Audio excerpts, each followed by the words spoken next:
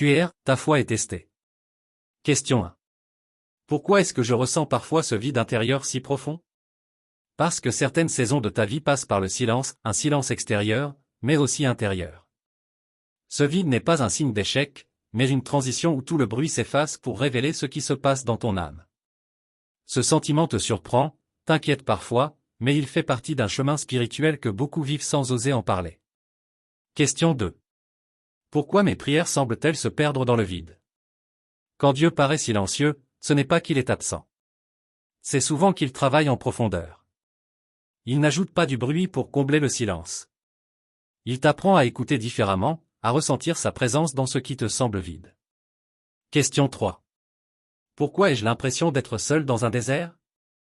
Parce que le désert est un lieu de dépouillement.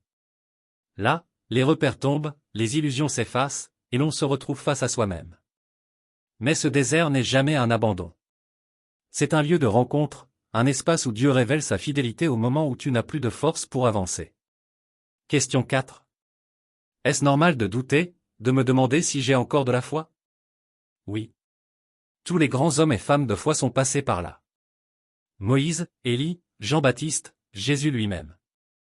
Le doute ne prouve pas un manque de foi. Il révèle une foi en transformation, en croissance, en maturation. Question 5. Si Dieu m'aime, pourquoi me faire traverser un désert? Parce que le désert est une formation, pas une punition.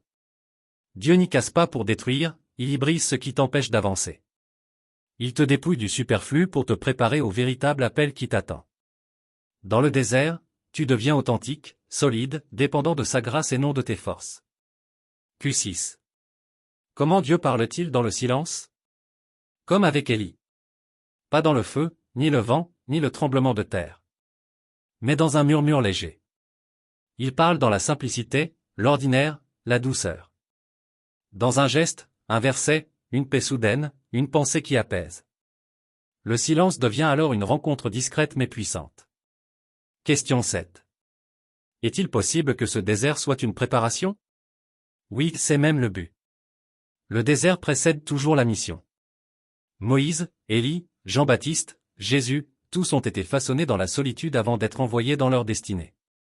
Dieu construit sur la déconstruction.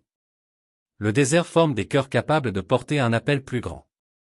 Question 8. Comment traverser mon désert sans me perdre? 4 clés. Touche 1 accueille la saison, crois qu'elle a un sens. Touche 2 écoute dans le silence, laisse la parole résonner. Touche 3 cultive la confiance, même sans tout comprendre.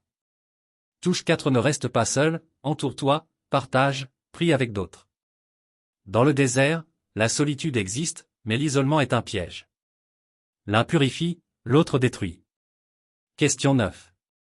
Le désert peut-il vraiment me transformer? Oui. Il brise tes anciennes fondations pour en bâtir de nouvelles, solides et vraies. Il t'apprend à aimer Dieu pour qui il est, pas seulement pour ce qu'il donne. Il te dégage de tes peurs, de tes idoles, de tes illusions, pour te ramener à l'essentiel. C'est une renaissance intérieure. Question 10. Comment savoir si je vais sortir de ce désert? Tu en sortiras. Toujours. Parce que le désert n'est jamais la destination. C'est le chemin qui te prépare à ta promesse. Dieu ne t'y a pas conduit pour t'y laisser. Il y travaille ton cœur pour te rendre prêt, à porter ce qu'il a préparé pour toi. Question 11. Que veut me dire ce désert aujourd'hui? Il te dit: ta foi est testée, mais elle est aussi en train de se fortifier. Je suis en train de te façonner. Ne crains pas le silence, c'est là que je te parle le plus clairement. Ce que je prépare dépasse ce que tu imagines. Question 12. Quel est le message final pour mon cœur? Ne baisse pas les bras. Ce désert n'est pas la fin. C'est la préparation d'une transformation, d'une mission, d'une fécondité nouvelle. Chaque jour, fais un pas, même petit.